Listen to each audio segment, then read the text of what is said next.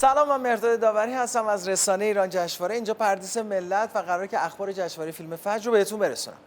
الان نشست خبری فیلم هفت بهار نارنج تموم شد که فرشاد گلسفیدی کارگردانشه، که البته تهیه کننده آقای کمالی پور زنگ زد گفت که فرشاد پاشو بیا دفترم.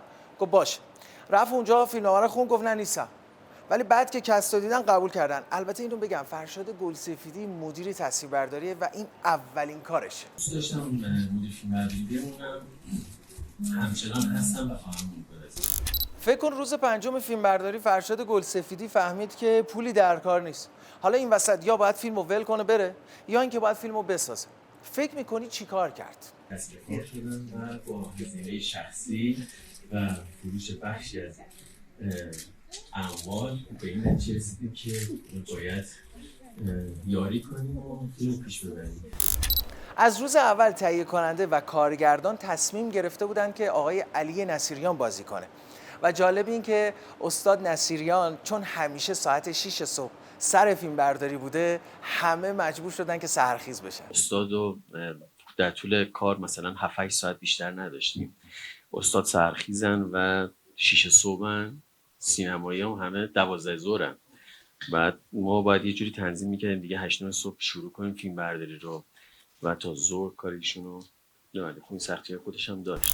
آقای کارگردان، حالا این همه خرج کردی، ماشین رو فروختی، خونه رو فروختی، به نظرت برمیگرده؟ آخ واقعیتش اینه که این فیلم خودتون میدونین، هم میدونن اینجا فیلم فستیواله، فیلم در واقع فروش نیست. ولی من فیلمو خیلی ساده پیش بردم، خیلی ساده، به زبون ساده در واقع، حتی تو کارگردانی خیلی کار پیچیده و عجیب غریبی انجام ندادم.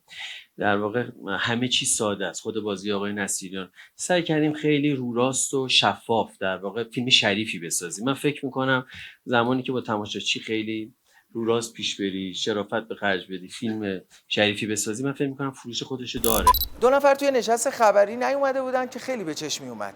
یکی استاد علی نصیریان بود، یکی تهیه کننده فیلم که تهیه کننده رو بهش زنگ زدن. من خودم واجب میدانم که به دلیل حضور مستمر در پروژه خارج از تهران و عدم حضور در نشست مطبوعاتی از همه حضار گرامی و شما اصحاب رسانه عذرخواهی کنم.